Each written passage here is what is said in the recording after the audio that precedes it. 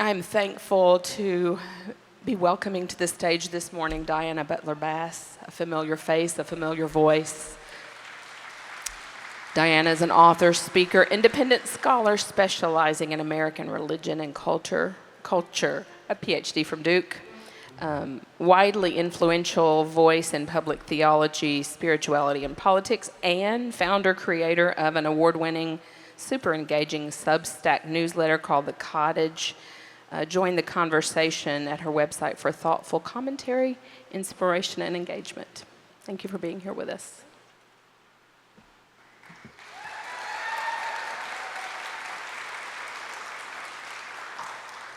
Good morning. Oh, I've never preached at the end of the Goose before, so this is a new experience for me. Stan Mitchell asked me what I was going to preach on, and I said, Stan, I'm preaching on the Lectionary, of course. And he said to me, oh, you Episcopalians, you can never break the rules. And I said to him, okay, I may be preaching from the Lectionary, but I guarantee I am going to break the rules. So I begin with today's gospel reading from the Revised Common Lectionary, a book of readings that is shared widely by churches across the world. This text comes from Luke 10, verses 38 through 42. Now, as they went on their way, he entered a certain village where a woman named Martha welcomed him into her home. She had a sister named Mary who sat at the Lord's feet and listened to what he was saying. But Martha was distracted by her many tasks, so she came to him and asked, Lord, do you not care that my sister has left me to do all the work by myself? Tell her to help me. But the Lord answered her, Martha, Martha, you are worried and distracted by many things, and there is need of only one thing. Mary has chosen the better part, which will not be taken away from her. Hear what the Spirit is saying to the world. Now, this story, for those of us who are churchgoers and for people who may not have been in church or don't go to church very often, is actually a very familiar story. A lovely, charming tale about Jesus and his encounter with these two sisters, busy Martha and contemplative Mary. Now, this text on its own would be a great way to end Wild Goose. We have heard a lot about what we need to do. We are worried that there are so many tasks at hand. I can imagine leaving Goose and being Martha. Work, because the time is short. We have to get it all done. But there's Mary. And what could be the message here is an invitation into what Jesus calls the better part. Mary sitting at Jesus' feet, contemplating, listening, receiving the teachings of Jesus. And so we have the charming tale, Martha the doer, Mary the listener, and these sisters with Jesus saying, Mary has chosen the better part. And that's the sermon that I'm not going to preach. Instead, my sermon is called All the Marys and the Faith That We Have Been Seeking. And in order to enter into the point of this text today, I want to begin with just a short story from my own experience, and that is about my daughter. My daughter, Emma, was born in 1997, And when Richard and I got married, we had just seen the Jane Austen, what was then the new version of Emma, the film, and we loved it, and we found out we were having a baby girl, and we immediately knew we wanted to name her Emma. What we didn't know is that Emma would wind up being the most popular girl's name of the year 1997. And what happened as Emma was growing up, as she went to school, there were a plethora of Emmas. Indeed, we sent her to a small independent school for elementary school and middle school, and there was three Emmas. There were three Emmas in her class of some 25 people.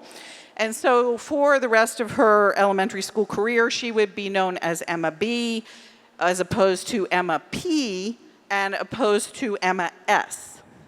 And what would happen is all through elementary school, we would get the wrong notes, we would get the wrong assignments. People would talk about Emma, and they would say, oh, Emma did X, Y, Z, and it was, which Emma? Which Emma are you talking about? And that's exactly where this text today should take us. When we hear the story about Martha, busy Martha, and contemplative Mary, a question that we might not think to ask, but one that we should ask, is, which Mary? Which Mary is this? Well, you might think you know. Indeed, for many years, I thought I knew. I have preached any number of sermons at churches all across North America about how this Mary and Martha story is related to another story, a story in John chapter 11, a story about Mary and Martha, the sisters of Lazarus, who live in a place called Bethany.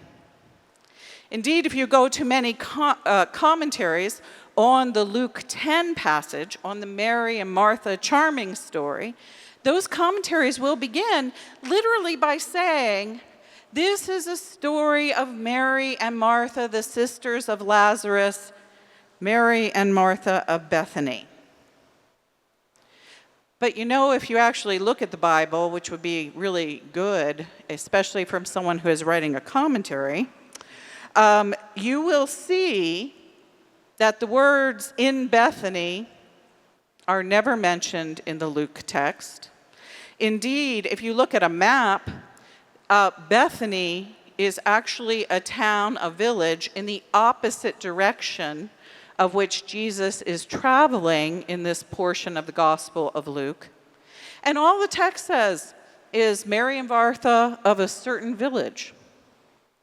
And then you get this little interesting identification of Martha, and it says, Martha welcomed Jesus to her home.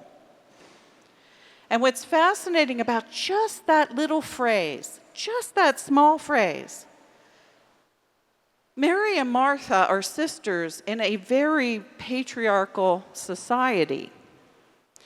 If they had a brother, that line would say, and Martha welcomed Jesus to her brother's home.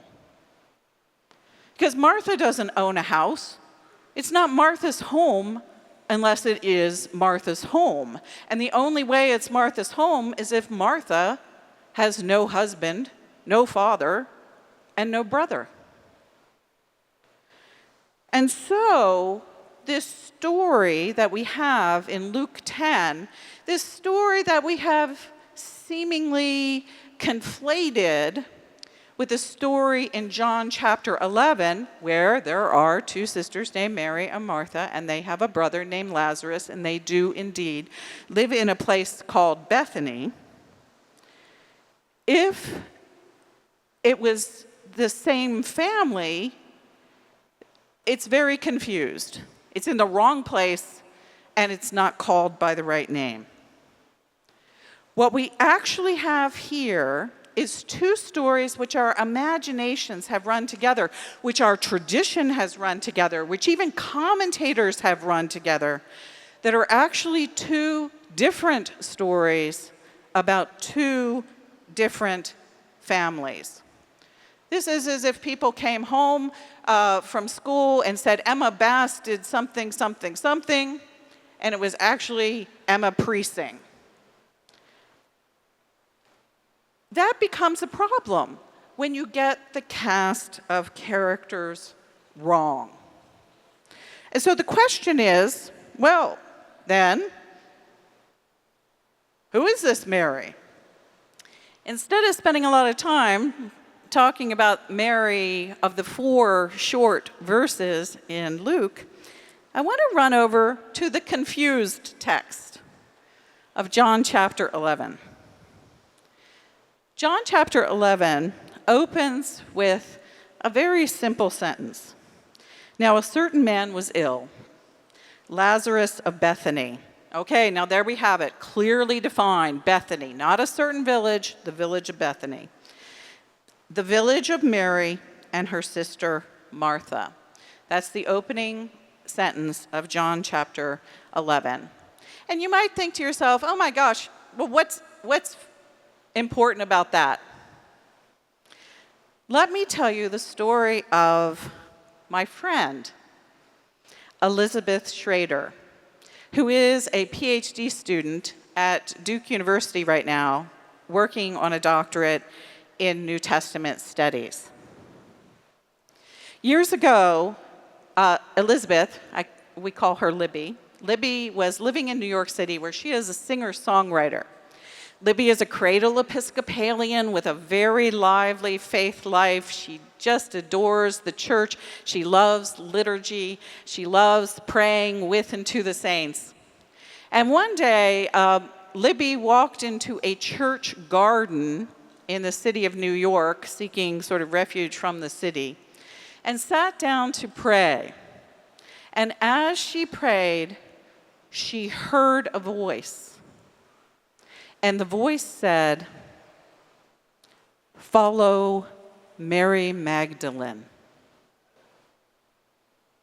Now, Libby usually doesn't hear voices when she's sitting in gardens praying, and so this was pretty startling to her. And she wrote a song about this. It's actually called the Magdalene. You can look it up on YouTube, or I think it's on Vimeo, actually. You can look it up on the internet, and you can listen to it. And that's what happened, is she wrote this incredible song about Mary Magdalene. But then something deeper started nagging at Libby. And she thought, well, I don't think I was just called to write a song. I think I need to learn more. And so here she is, an Episcopalian living in New York City, and she thought, where do I learn more about the Bible? And she calls up General Theological Seminary in New York City, which is the Episcopal seminary there. And she says, I need to learn more about Mary Magdalene. How do I do that? And I have no idea what the person in the admissions department said exactly to her, but they did tell her that she could come to General and that she could earn a degree, a master's degree in New Testament, if she liked. And she said, oh, I want to do that. I feel called to do that. And so Libby signed up for the New Testament program, where she ran into a wonderful New Testament professor who taught her Greek and Coptic and Aramaic and all the stuff, and began to teach her how to translate the New Testament. And Libby was off to the races as a master's degree student in New Testament.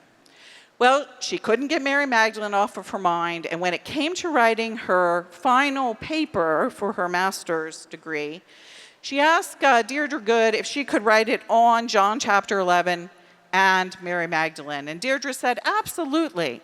And then, Deirdre is the New Testament professor. And then she said, do you know that these texts have lately become available, digitized? And so if you want to study Mary Magdalene, I want you to look at the earliest possible New Testament texts and try to say something new about them. And so Libby looked up Papyrus 66, which is the oldest and most complete text we have of the Gospel of John. It's dated around the year 200. Now, this is what happens when you put a set of new eyes on an old text. Papyrus 66 had been sitting in a library for a very, very, very, very long time. We've had it for a while, but you had to go to it in order to see it. And there was Libby sitting in a library in New York City, and Papyrus 66 came to her. This is a historic kind of moment in New Testament studies, when any one of us could have access to texts that have been only texts that people could use if they had a lot of money, a lot of degrees, and a lot of time to travel. And so here's Libby sitting in the library looking at the text, and she sees this first sentence. Now, and it's in Greek, of course. Now, a certain man was ill, Lazarus of Bethany, the village of Mary and his sister Mary. And Libby said, "What? That's not what my English Bible says. My English Bible says, now a certain man was ill, Lazarus of Bethany, the village of Mary and her sister Martha." But the Greek text, the oldest Greek text in the world, doesn't say that. The oldest Greek text in the world says, now a certain man was ill, Lazarus of Bethany, at the village of Mary and his sister Mary. There are two Marys in this verse. And Libby went, what the heck? What is going on here? And she started digging into the text, zooming in on it to try to see what she could see over the digitized version in the internet. And lo and behold, Libby noticed something that no New Testament scholar had ever noticed.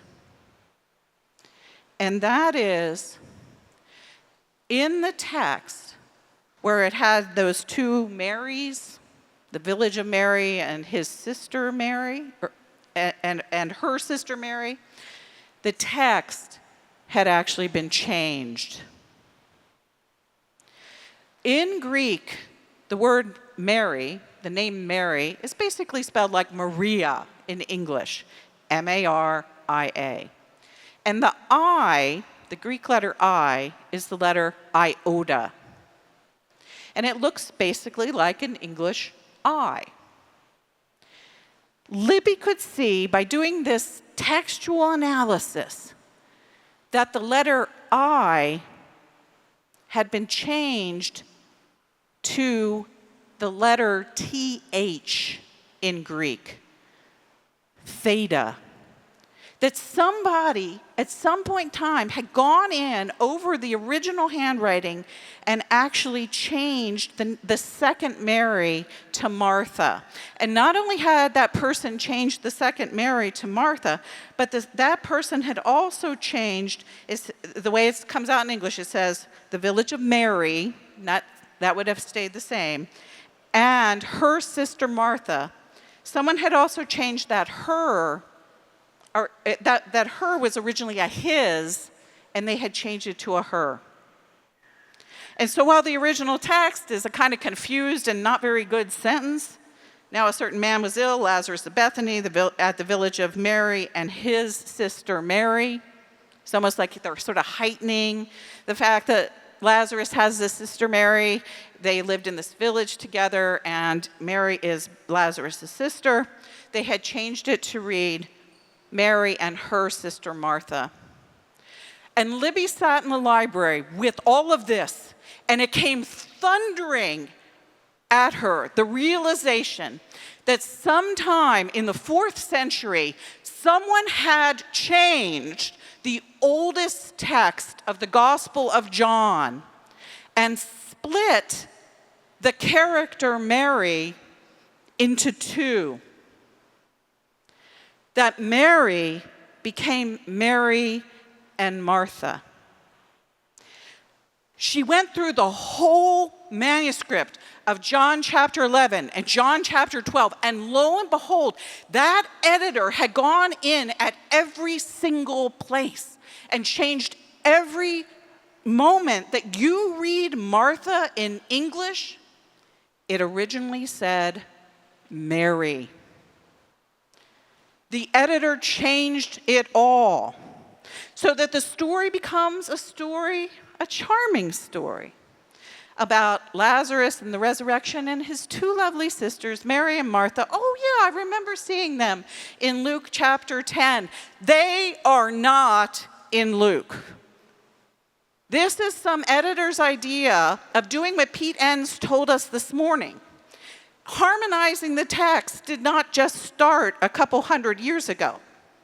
Somebody in the 4th century decided this was very confusing, and this John fellow had bad Greek.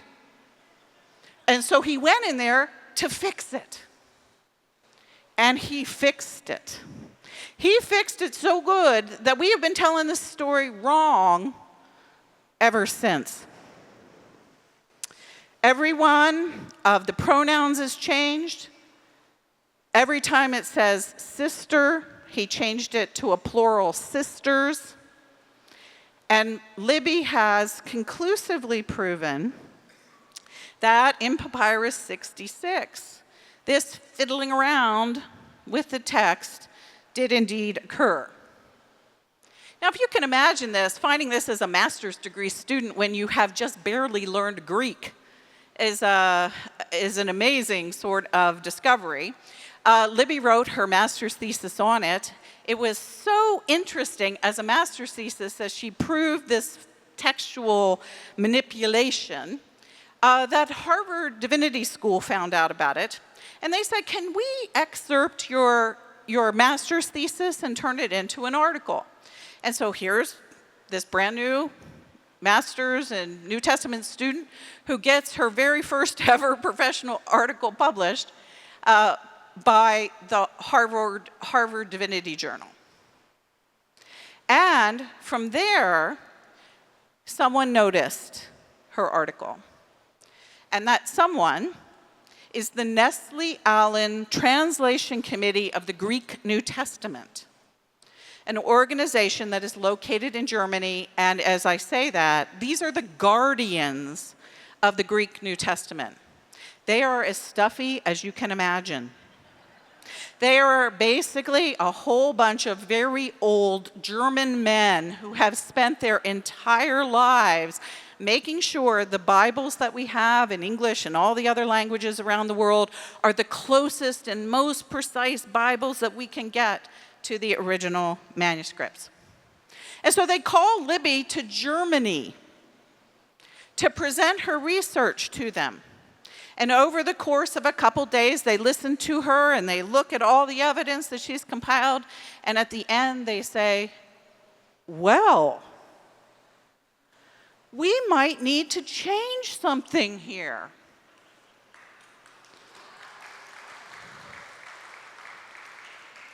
And so as we are speaking, there is a debate going on in the highest circles of New Testament studies as to whether or not Libby's research should turn into a very long footnote, and all you preachers will be reading in your next edition of the New Revised Standard Version of the Bible in English, or if they should change John chapter 11 and John chapter 12 and take Martha out.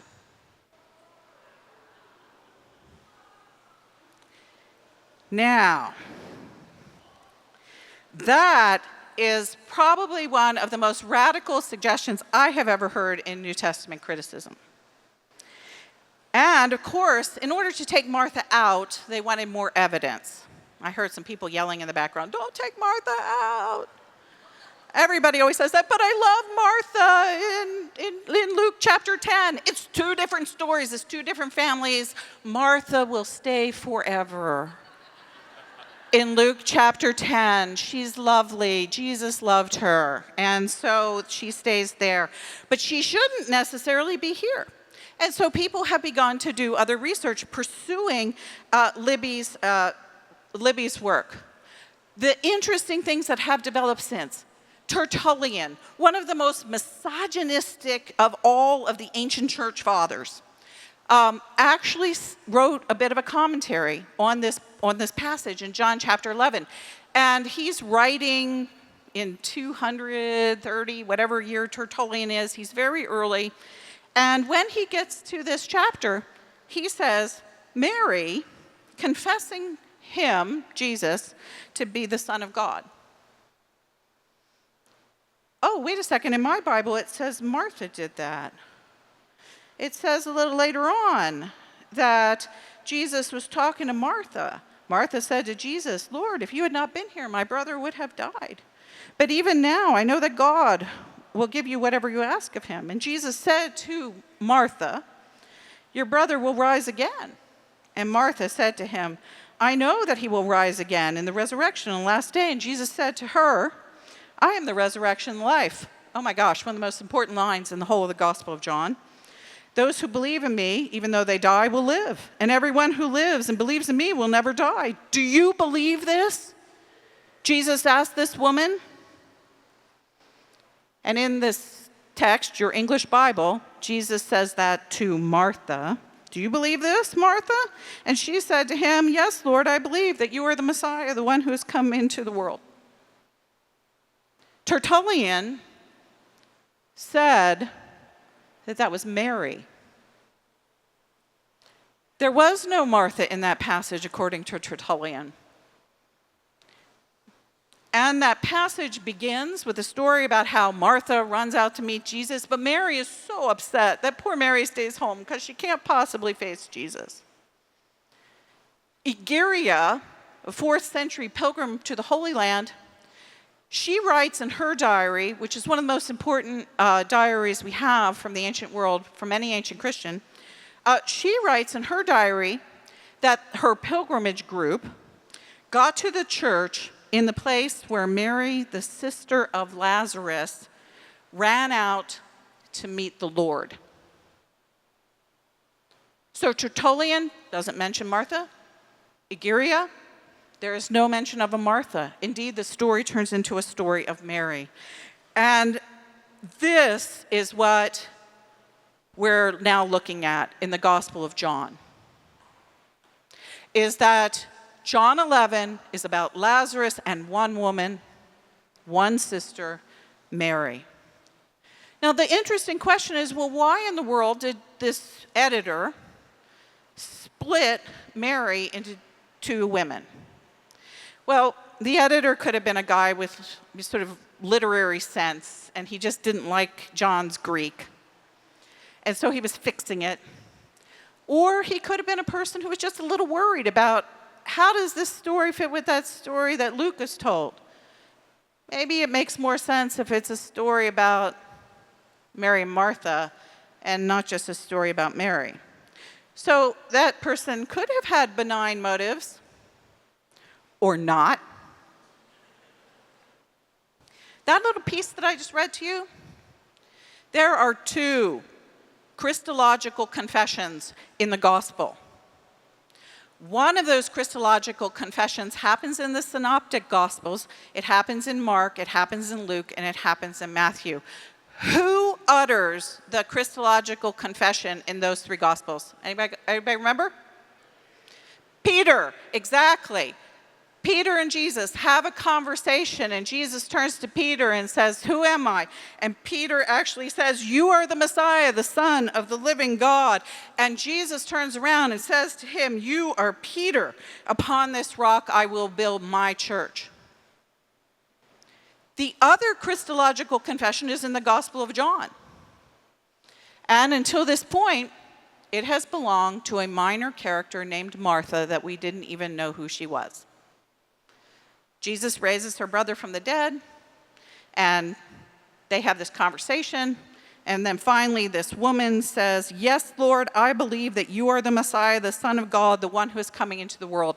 Pretty much exactly the same words that Peter has uttered in the Synoptic Gospels. And then Martha disappears from history. Unimportant, unremembered. Who is this? But if it is Mary, the Mary who shows up in John chapter 11 is not an unremembered Mary, not just one of a plethora of Marys in the 3rd grade class. This Mary has long been suspected of being the other Mary, Mary Magdalene. Is it really true that the other Christological confession of the New Testament comes out of the voice of Mary Magdalene? That the Gospel of John gives the most important statement in the entirety of the New Testament, not to a man, but to a woman, and to a really important woman who will show up later as the first witness to the resurrection. You see how these two stories work together. In John chapter 11, Lazarus is raised from the dead, and who is there but Mary Magdalene? And at that resurrection, she confesses that Jesus is indeed the Son of God. And then you go just 10 chapters later, and who is the person at the grave? And she mistakes him at first, thinks he's the gardener, turns around, and he says, "Mary." And she goes, "Oh, Lord." It's Mary Magdalene. It is Mary Magdalene. Now, you might say to yourself, "Well, I thought she was from Magdala, not, what is this Bethany place?" Well, that's the last little piece of biblical scholarship I want to let you in on this morning. There is a debate going on right now about where Mary Magdalene is from. A lot of people, especially any of you who have ever been to the Holy Land, you might have gone to the little village that's right on the Sea of Galilee, and there's a church there, the Church of Mary Magdalene. And some very nice tourist guide has said to you, "This is the place that Mary Magdalene is from." Well, there's a really weird problem about that. That village wasn't known as Magdalene in the 1st century, and so that's something they forget to tell you on the tour, and nobody is quite sure where that village would be if there was a village called Magdala. Instead of Mary being from this nice village, there is good evidence to suggest that she was from somewhere else. And this text begins to suggest she is from Bethany. Magdala, when we call her Mary Magdalene, is not Mary from Magdalene. Instead, it's a title. The word Magdala in Aramaic means tower. And so now you get the full picture. In the Synoptics, Jesus and Peter have a discussion. And in that discussion, Peter utters the Christological confession. And as a result of the Christological confession, Jesus says, "You are Peter the rock." In the Gospel of John, Mary and Jesus have a conversation. And Mary utters the Christological confession. And she comes to be known as Mary the Tower.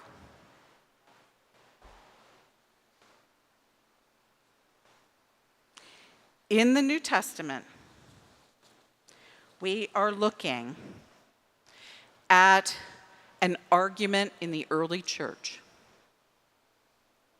Peter the rock or Mary the tower? the John story got changed.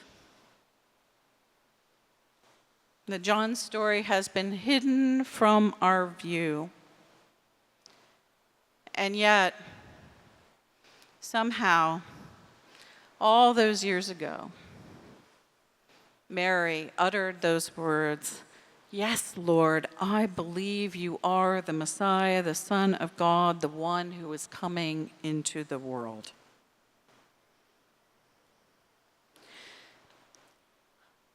When Libby told me this story, we were sitting in a Starbucks in Alexandria, Virginia, and I started to cry, and I couldn't stop. She had just told me a story that I always intuited existed. When she told me the pieces and how they fit together, and as soon as she said, "Mary the Tower," I said, I know this to be true. This is the truest thing I have ever heard about the gospel. That Mary is indeed the tower of faith. That our faith is the faith of that woman who would become the first woman to even announce the resurrection. Mary the witness, Mary the tower, Mary the great. And she has been obscured from us, she has been hidden from us, and she has been taken away from us for nearly 2,000 years. This is not a Dan Brown novel. This is the Nestle Allen translation commitment of the Greek New Testament.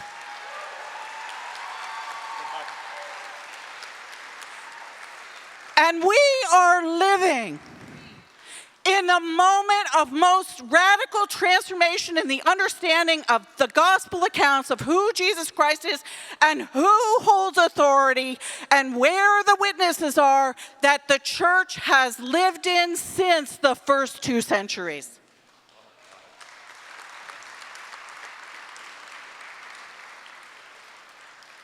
The feast day of Mary Magdalene just happens to be this coming Friday.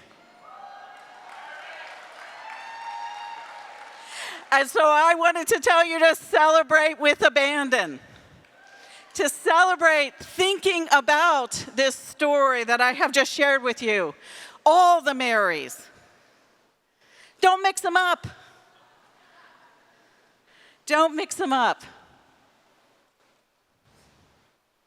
We can leave here and be thinking of the lectionary text, and it is a beautiful text, and it is a charming story, and I'm not getting rid of Martha from Luke. For those of you who have identified with Martha over the years, nobody's taking away your Martha story. It is still a charming story of activism and contemplation, and it has a lot to do with what we have just gathered here to do over the last 4 days. You can take that message with you. Hold it in your heart and know that the scripture speaks to it. Take rest as you're working towards justice. Or perhaps, you can take with yourself a question. What if it hadn't been hidden? What if Mary in John chapter 11 hadn't been split into 2 women? What if we'd known about Mary the Tower all along? What kind of Christianity would we have if it just wasn't based on, Peter, you are the rock, and upon this rock I will build my church? But what if it was, Mary, you are the tower, and by this tower we shall all stand?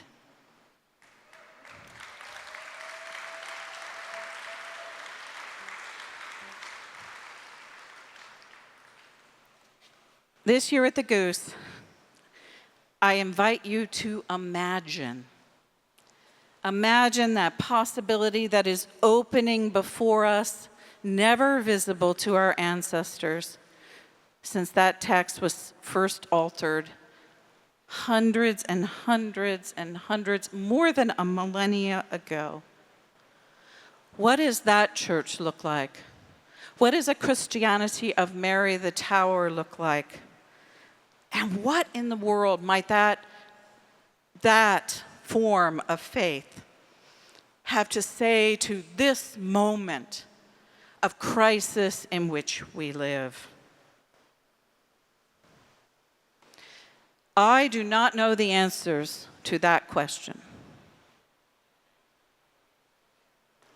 But what I do know is that all of this matters.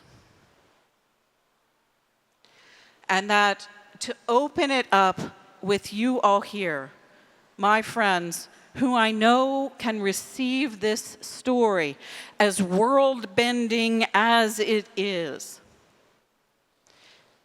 and imagine with me the first sign we saw when we drove into Wild Goose. Imagine.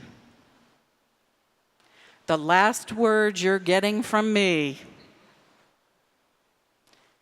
Imagine.